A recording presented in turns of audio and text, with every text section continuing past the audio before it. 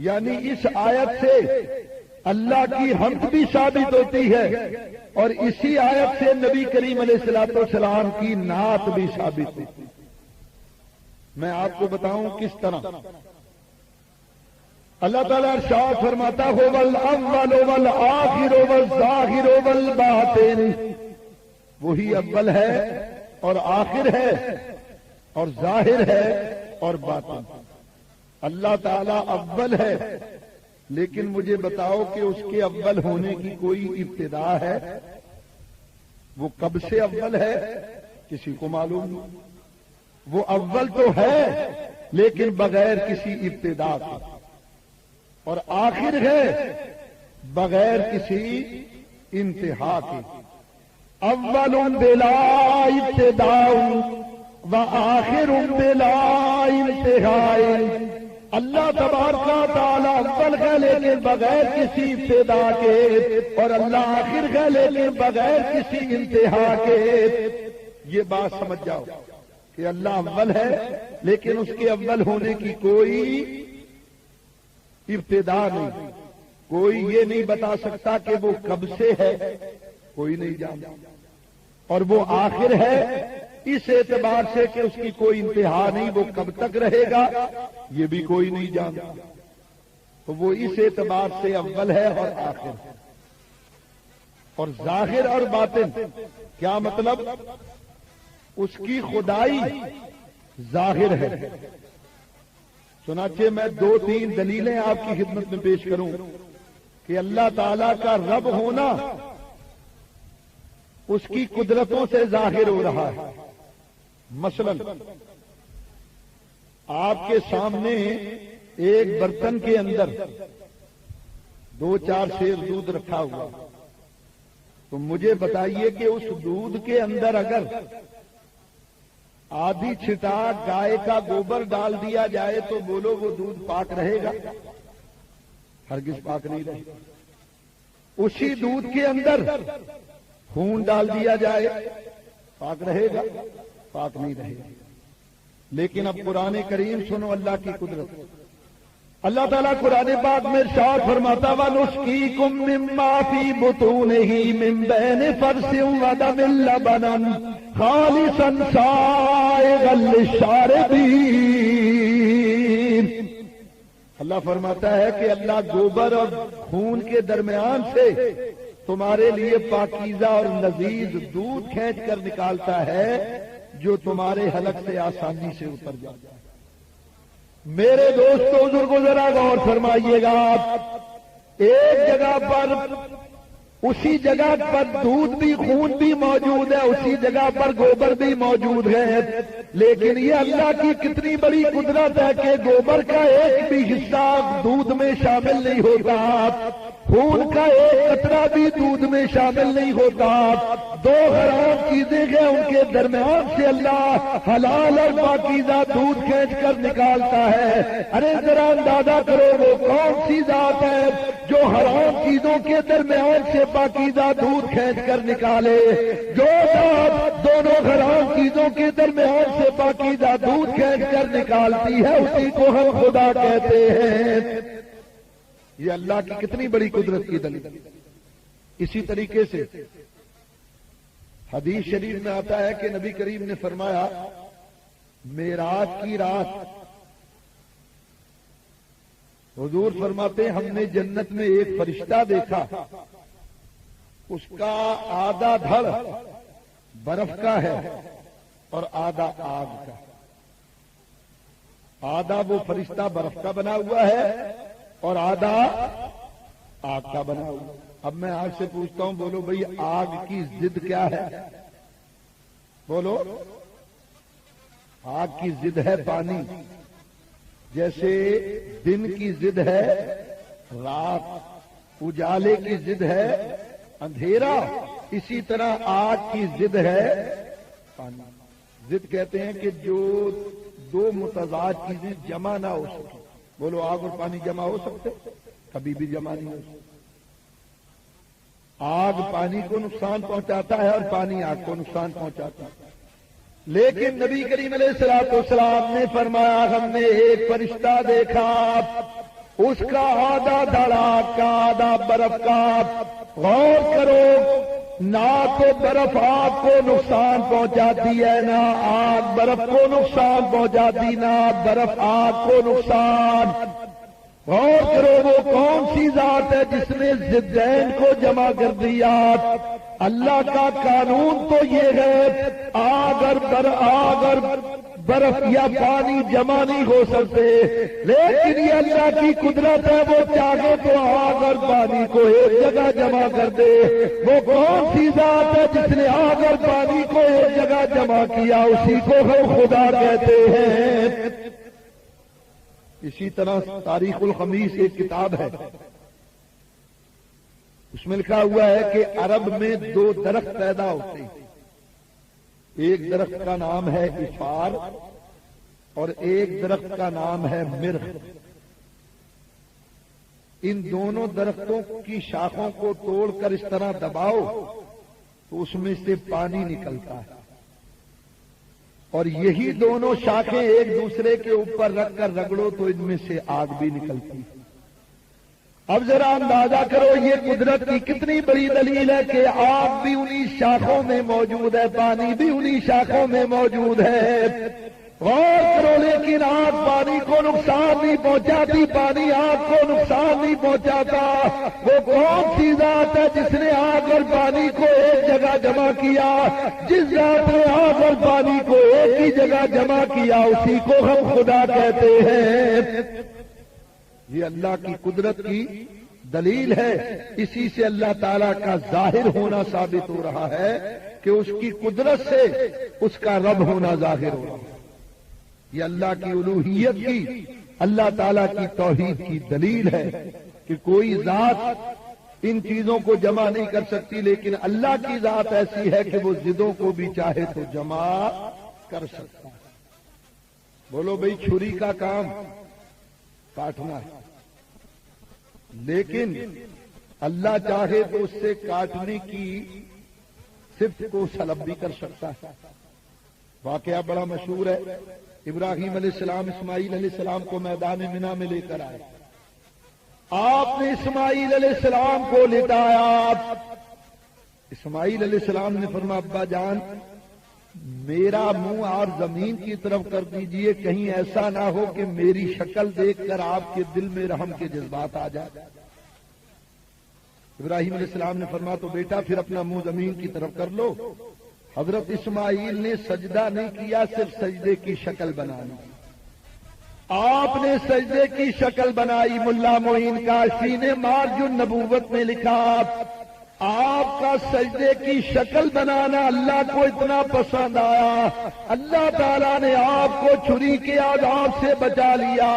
غور کرو، جو سجدے کی شکل بنائے اللہ اس کو چھری کا عذاب نہیں دیتا، اور جو خلوص نیت کے ساتھ پانچوں نمازوں میں اللہ کو سجدہ کرے بھلا اللہ اس کو جہنم کا عذاب کیسے دے گا؟ اب ذرا غور فرمائیے، ابراہیم علیہ السلام نے اسماعیل علیہ السلام کے گلے پر چھری چلائی، وہ چھری آپ کے گلے پر نہیں چلی. ابراہیم علیہ السلام نے اس طرح جو چھری کو پھینکا تو قریبی ایک پتھر تھا، وہ چھری اس پتھر پر لگی اور اس کے دو ٹکڑے ہوئے.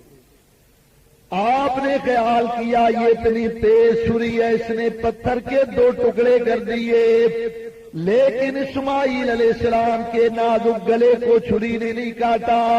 اے چھری آخر کیا بات ہے؟ اللہ نے چھری کو زبان عطا فرمائی.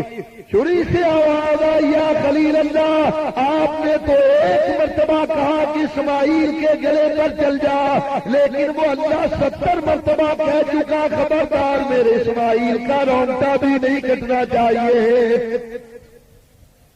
معلوم ہوا آج یہ اللہ کی قدرت کی کتنی بڑی دلیل کہ وہ چھری جس کا کام ہی کاٹنا ہے، لیکن وہ اللہ قادر ہے اس بات پر کہ جب چاہے چھری سے کاٹنے کی قوت کو سلب کر سکتا ہے. اسی طرح بولو بھئی، آگ کا کام ہے جلانا. یہ اپنا پرایا نہیں دیکھتی. آگ یہ نہیں دیکھتی کہ اس کا جلانے والا کون ہے. جس نے اس کو جلایا اس کے بھی ہاتھ کو جلا دے گی، جس نے نہیں جلایا اس کے ہاتھ کو بھی جلا دے گی. آگ کا تو کام ہی جلانا کیونکہ فطرت اس کو، لیکن اللہ اس بات پر قادر ہے کہ چاہے تو آگ سے جلانے کی قوت کو سلب کرنا۔ یہ واقعہ بھی قرآن میں مشہور، حضرت ابراہیم علیہ السلام کو نمرودیوں نے آگ میں ڈال دی، منجنیق میں بٹھا کر حضرت ابراہیم علیہ السلام کو جو آگ میں ڈالا تو اللہ تبارک و تعالی نے خلیل اللہ کے لیے اس آگ کو گل و گلزار بنا دیا۔ اللہ تعالیٰ ارشاد فرماتا قلنا یا نار کونی، اللہ نے فرمایا اے آگ ہو جا بردن، ٹھنڈی۔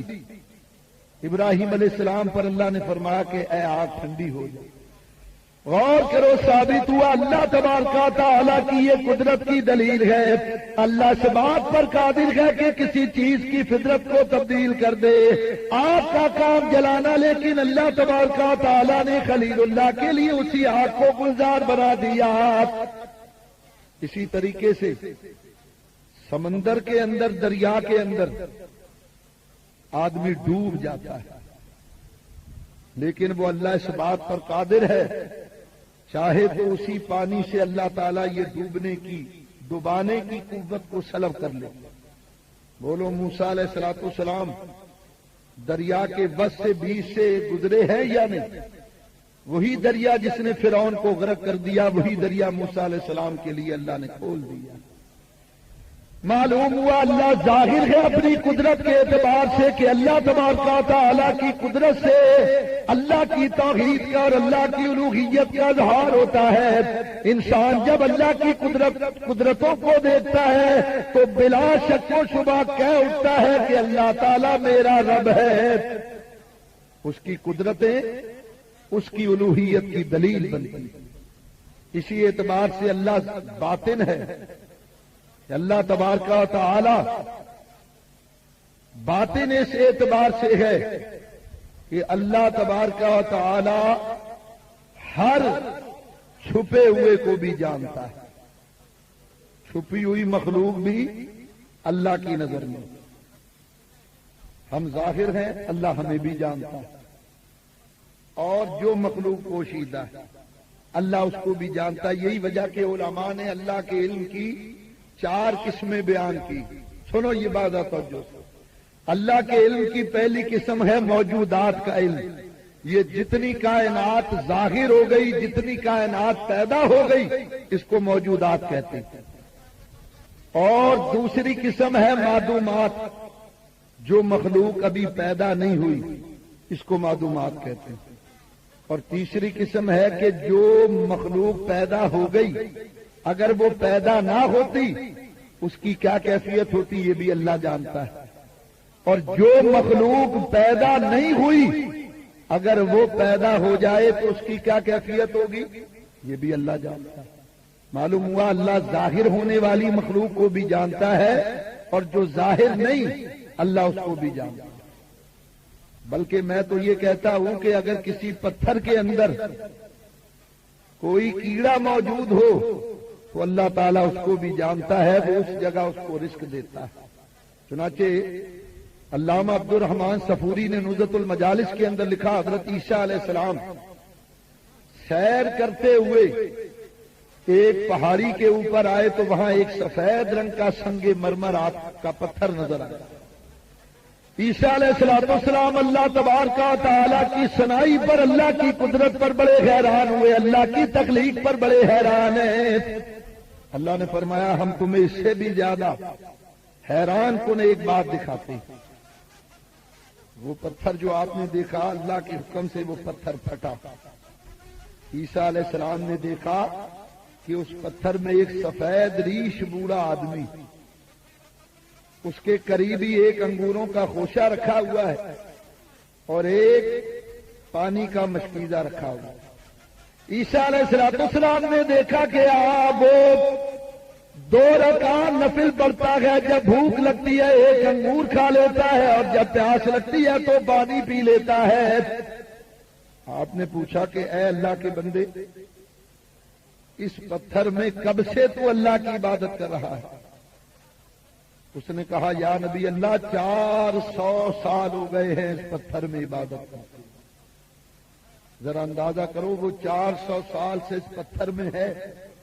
ہم جانتے تھے نہیں جانتے، لیکن وہ اللہ جانتا ہے کہ اس کی مخلوق کہاں کہاں پر ہے، اس لیے کہ وہ باطن کا جاننے والا ہے.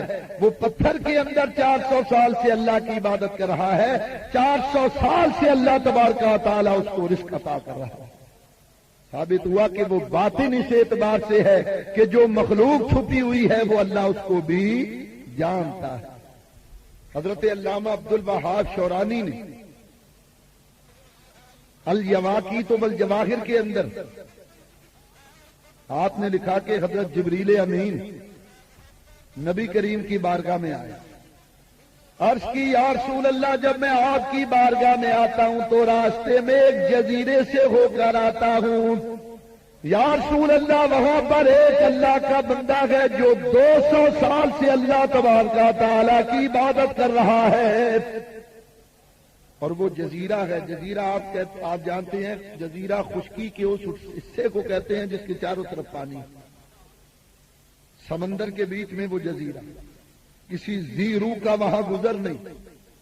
جبریل کہتے ہیں یا رسول اللہ، اللہ نے اس کے لیے وہاں انگوروں کی ایک بیل پیدا کی اور کھارا پانی چاروں طرف، اور اللہ کی قدرت دیکھو کہ اللہ نے اس کے لیے کھارے پانی اور اس کی روح کو قبض کر لیا گیا. اب ذرا غور فرمائیے، جب روح قبض ہو کر اللہ کی بارگاہ میں پہنچی، اللہ نے فرمایا فرشتوں، اس کو ہماری رحمت کے زور پر جنت میں داخل کر دو. تو اس نے عرض کیا اللہ، میں تیری رحمت کے زور پر جنت میں نہیں جانا چاہتا، میں نے تو 200 سال تک تیری عبادت کی. کون ہوگا جس نے 200 سال تیری عبادت کی؟ میں تیری رحمت کے زور پر نہیں، اپنی رحمت کے زور پر جنت میں جانا چاہتا، اپنی عبادت کے زور پر جنت میں جانا چاہتا.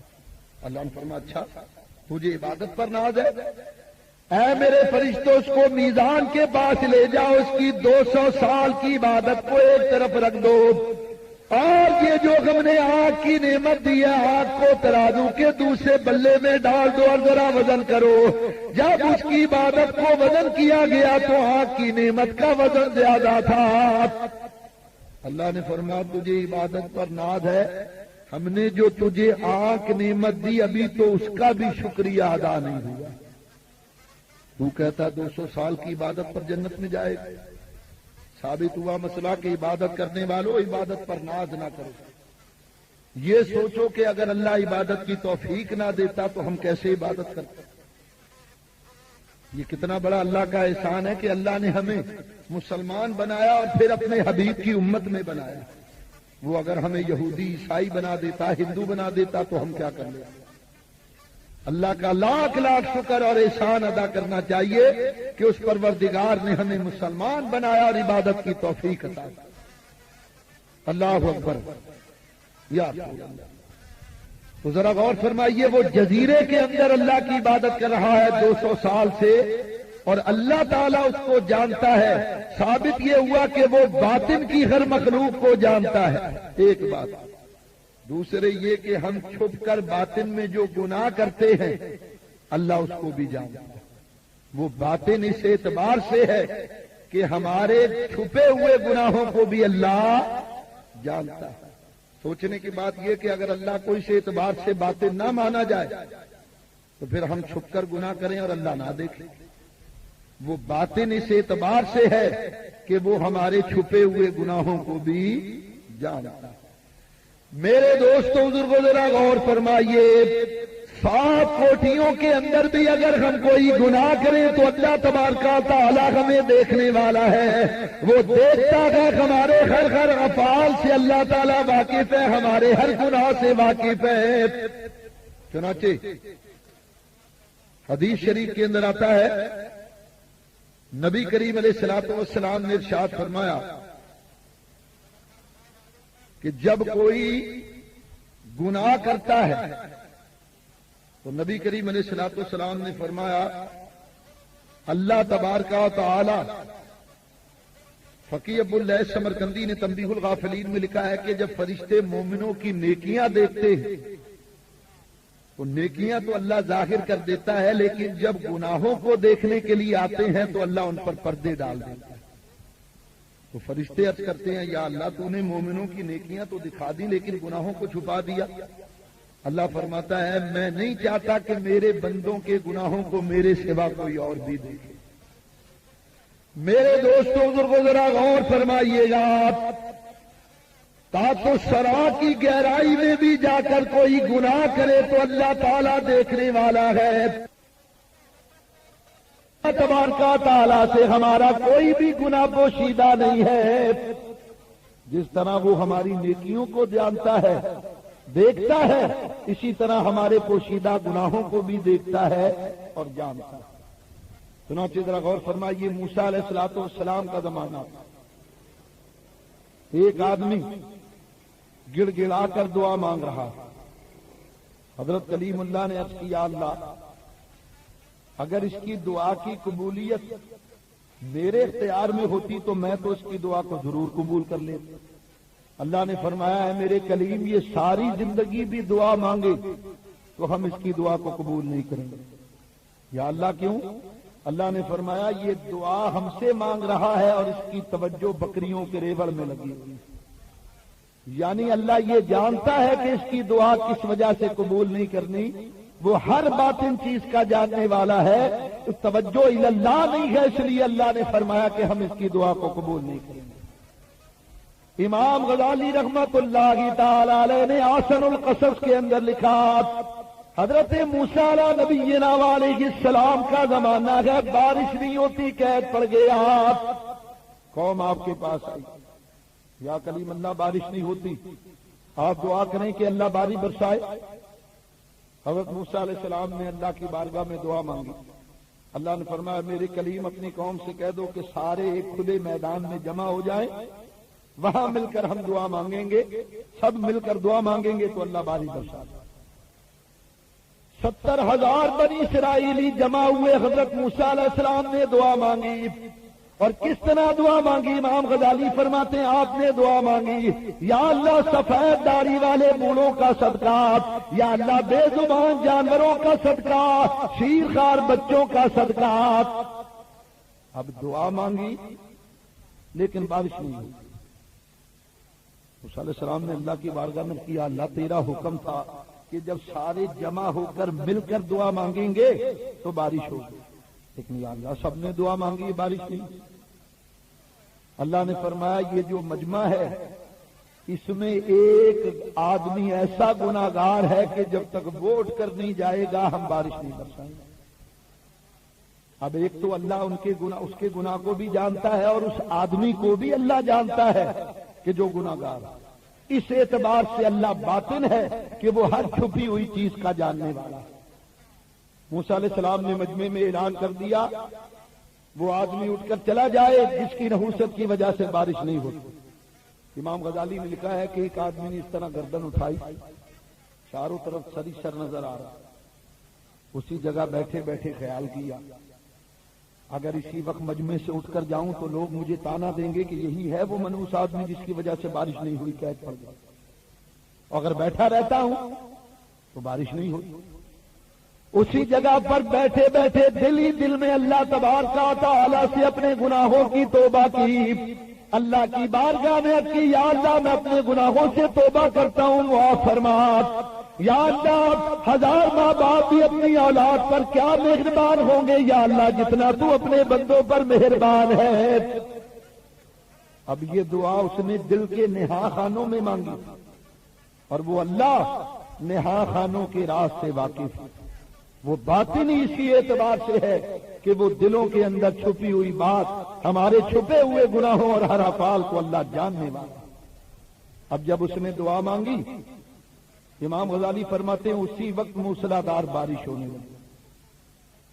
موسیٰ علیہ السلام نے اللہ کی بارگاہ میں اپنی پروردگار تیری قدرت کے قربان، پہلے دعا مانگی تو نے کہا سارے جمع ہو کر دعا مانگیں گے تو بارش ہوگی، ہم نے سب نے مل کر دعا مانگی بارش نہیں ہوئی، تو نے کہا ایک گناہگار ہے جب تک وہ اٹھ کر نہیں جائے گا بارش نہیں ہوگی، اور ابھی وہ اٹھ کر گیا بھی نہیں اور یا اللہ تو نے بارش برسا دی۔ اللہ نے فرمایا میرے کلیم پہلے جس آدمی کی نحوست کی وجہ سے بارش نہیں ہو رہی تھی اب اسی آدمی کی برکت سے بارش ہو رہی ہے۔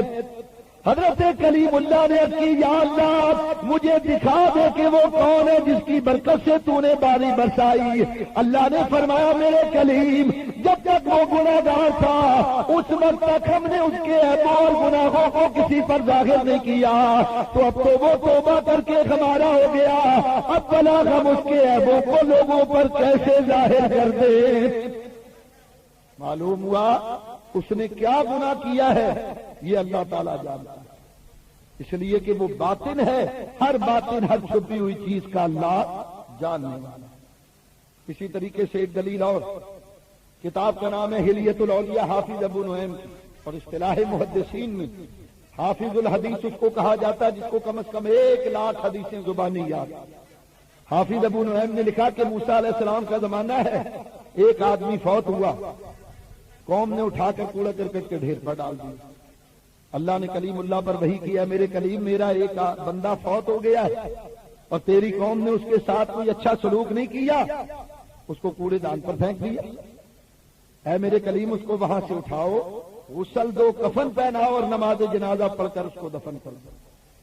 حضرت کلیم اللہ قوم کے پاس آئے اور فرمایا کہ تم نے کس کو کوڑے دان پر ڈال دیا؟ انہوں نے کہا یا کلیم اللہ آپ ایسے آدمی کا ذکر کرتے ہیں جس نے 200 سال تک اللہ تعالیٰ کی نافرمانی کی، وہ اللہ کا بڑا نافرمان تھا، 200 سال تک اللہ تبارک و تعالیٰ کو ناراض کرنے والا۔ حضرت موسیٰ علیہ السلام کو بھی بڑا تعجب ہوا کہ 200 سال سے اللہ کی نافرمانی کرتا اور اللہ کہتا میرا بندہ۔ کیوں؟ اس لیے کہ حقیقت حال کو اللہ ہی جانتا ہے، کیونکہ وہ باطن ہی اسی اعتبار سے ہے۔ اللہ نے موسیٰ علیہ السلام نے غسل دیا، کفن پہنایا، نماز جنازہ پڑھ کر دفن کرنے کے بعد اللہ کی بارگاہ میں عرض کیا اللہ قوم کہتی ہے وہ 200 سال سے تیرا نافرمان اور تو کہتا ہے یہ میرا بندہ اس کو دفن کرو، یا اللہ کیا راز ہے، کیا حکمت ہے؟ اللہ تبارک و تعالیٰ نے فرمایا اے میرے کلیم ہم تمہیں بتاتے ہیں کلما نشرت التوراۃ الی اسم محمد صلی اللہ علیہ وسلم، اے میرے کلیم یہ ہفتے کے روز تورات کھول کر پڑھتا میرے محبوب کا نام لکھا ہوا پاتا، یہ میرے محبوب کے نام کو چوم کر آنکھوں سے لگا لیتا، اس کا یہ عمل ہماری بارگاہ میں اتنا منظور اور مقبول ہوا، ہم نے 200 سال کے گناہوں کو بھی معاف کر دیا، اس کو جنتی بنا دیا اور 70 حوروں کو اس کے نکاح میں بھی دے دیا۔ تو دیکھو اس کا کون سا عمل اللہ کو پسند آیا، یہ چھپا ہوا باطن میں، اور اللہ باطن اس اعتبار سے ہے کہ اللہ تبارک و تعالی ہر چھپی ہوئی چیز کو جانتا ہے۔ تو اللہ فرماتا ہے والاول والآخر والظاہر والباطن، وہ اللہ اول بھی ہے، آخر بھی ہے، ظاہر بھی ہے، باطن بھی ہے۔ پانچویں صفت جو اللہ نے بیان فرمائی، اللہ تعالیٰ ارشاد فرماتا وَهُوَ بِكُلِّ شَيْءٍ عَلِيمٌ، اور وہ اللہ ہر شے کا جاننے والا ہے، کوئی شے اللہ تبارک و تعالیٰ کے علم سے باہر نہیں، وہ ہر شے کا، ہر مخلوق کا جاننے والا۔ میرے دوستو ذرا غور فرمائیے، بخاری شریف کے اندر یہ حدیث حضرت موسیٰ علیہ السلام اور حضرت خضر علیہ السلام ایک کشتی میں سوار ہو کر جا رہے ہیں، چلتے چلتے دیکھا کہ ایک چڑیا اڑتی ہوئی آئی اور اس نے سمندر کے پانی سے اپنی چونچ بھری اور اڑ گئی۔ حضرت خضر علیہ السلام نے فرمایا اے عیسیٰ تیرا اور میرا علم اللہ کے علم کے آگے ایسے ہے جیسے اس چڑیا کے منہ میں پانی۔ یہ بات سمجھنے سمجھانے کے لیے ہے، سمندر 7 ہوں 8 ہوں محدود ہے، لیکن اللہ کا علم محدود لا محدود۔ کتاب کا نام ہے تفسیر روح البیان، حضرت علامہ اسماعیل حقی رحمۃ اللہ علیہ فرماتے ہیں علم الاولیاء من علم الانبیاء بمنزلت کثرت من سبعۃ ابحر، فرماتے ہیں ساری دنیا کے ولیوں کا علم اگر جمع کر لیا جائے تو نبیوں کے علم کے آگے ایسے ہے جیسے 7 سمندروں کے آگے ایک قطرہ، اور علم الانبیاء من علم نبینا صلی اللہ علیہ وسلم بہذہ المنزلۃ، اور سارے نبیوں کا علم جمع کر لیا جائے تو ہمارے نبی کریم کے علم کے آگے ایسے ہے جیسے 7 سمندروں کے آگے ایک قطرہ. اور علم نبینا صلی اللہ علیہ وسلم من علم حق سبحانہ و تعالی بہذہ المنزلۃ، اور ہمارے نبی کریم علیہ الصلوۃ والسلام کا علم اگر جمع کر لیا جائے تو اللہ کے علم کے آگے ایسے ہے جیسے 7 سمندروں کے آگے ایک قطرہ. یہ بات بھی سمجھنے سمجھانے کے لیے ہے کہ اللہ کا علم لامحدود ہے اور نبی کریم کا علم محدود ہے. لیکن یہ مقابلہ ہے رب کے علم کے بارے میں جب بات ہوگی تو رب کا علم لامحدود، نبی کریم کا علم محدود. لیکن جب ہم نبی کریم کے علم کا موازنہ مخلوق سے کریں گے تو پوری مخلوق میں کوئی ایسا نہیں کہ جس کا علم نبی کریم کے علم سے زیادہ. لوگوں نے تو کتابوں میں لکھ دیا کہ شیطان کا علم نبی کے علم سے زیادہ، معاذ اللہ استغفر اللہ. ہمارا یہ عقیدہ ہے کہ اللہ کے نبی کے علم سے زیادہ کسی مخلوق کا علم نہیں ہو سکتا. اللہ نے جتنا علم نبی کریم کو عطا کیا وہ کسی مخلوق کو عطا نہیں. حضرت ملا عبد الحکیم سیال کوٹی بیضاوی شریف کے حاشیے میں لکھتے ہیں، آپ فرماتے ہیں کہ اللہ کے عرش کے نیچے 1,00,000 قندیلیں، قندیل سمجھتے ہو فانوس کو، آپ فرماتے ہیں اللہ کے عرش کے نیچے 1,00,000 فانوس ہیں. ملا عبد الحکیم سیال کوٹی فرماتے ہیں ان 1,00,000 قندیلوں 1,00,000 فانوس کے اندر فرماتے ہیں ایک فانوس ایک قندیل اتنی بڑی ہے کہ اس میں 7 زمینیں 7 آسمان 8 جنتیں 2 دوزخیں سما جاتی ہیں، اور باقی 99,999 قندیلوں کا علم اللہ ہی جانتا ہے. اسی سے اندازہ لگاؤ کہ جب ایک قندیل میں 7 زمینیں 7 آسمان 8 جنتیں 2 دوزخیں آ جائیں تو پھر باقی 99,999 قندیلوں میں کتنا علم ہو. یہ ہے اللہ تبارک و تعالیٰ کا علم. اس واسطے فرمایا ہو والاول والآخر والظاہر والباطن وہو بکل شیء علیم. اللہ تعالیٰ اول اس اعتبار سے ہے کہ اس کے اول ہونے کی کوئی ابتدا نہیں، وہ آخر اس اعتبار سے ہے کہ اللہ تبارک و تعالیٰ کے آخر ہونے کی کوئی انتہا نہیں، وہ ظاہر اس اعتبار سے ہے کہ اپنی قدرت کے اعتبار سے رب تعالیٰ اپنی الوہیت کو ظاہر کرتا ہے، اور وہ باطنی سے اعتبار سے ہے ہمارے دلوں کے اندر جو کچھ چھپا ہوا ہے اور ہمارے پوشیدہ گناہوں کو بھی وہ جانتا ہے، اور اس کا علم سب سے زیادہ. یہ تو ہے حمد خدا. جیسے شاہ عبدالحق محدث دہلوی نے فرمایا کہ یہ آیت حمد خدا بھی ہے اور نعت مصطفیٰ بھی. اب آئیے نعت مصطفیٰ کے اعتبار سے اس آیت کریمہ کو دیکھیں. اللہ تعالیٰ ارشاد فرماتا ہو والاول والآخر والظاہر والباطن. اب مطلب یہ ہوگا کہ میرا محبوب اول بھی ہے، آخر بھی ہے، اور ظاہر بھی ہے، اور باطن بھی ہے. حضور اول کس اعتبار سے ہے؟ دیکھو میں نے پہلے بتایا کہ اللہ اول تو ہے لیکن اس کے اول ہونے کی کوئی ابتدا ہے. لیکن ہمارے نبی کریم اول ہیں تو حضور کے اول ہونے کی ابتدا ہے. چنانچہ مولوی اشرف علی صاحب تھانوی نشر الطیب فی ذکر النبی الحبیب کے اندر اس حدیث کو نقل کرتے ہیں. حضرت جابر بن عبداللہ انصاری نبی کریم کی بارگاہ میں عرض کرتے ہیں یا رسول اللہ مجھے خبر دیجیے کہ اللہ نے سب سے پہلے کس چیز کو پیدا کیا؟ سرکار نے فرمایا یا جابر ان اللہ تعالی خلق قبل الاشیاء نور نبیک من نورہ. اے جابر اللہ نے سب سے پہلے تیرے نبی کے نور کو اپنے نور سے پیدا کیا. اللہ اکبر یا رسول اللہ. دوسری حدیث سنیے، یہ حدیث انسان العیون فی سیرت الامین والمامون میں موجود. اسی حدیث کو شاہ ولی اللہ نے تفہیمات الہیہ کے اندر نقل کیا. حضور علیہ الصلوۃ والسلام فرماتے ہیں اول ما خلق اللہ نوری ومن نوری خلق جمیع الکائنات. نبی کریم نے فرمایا اللہ تبارک و تعالیٰ نے سب سے پہلے میرے نور کو پیدا کیا، پھر میرے نور سے جمیع کائنات کو پیدا کیا. For more videos you can subscribe our channel.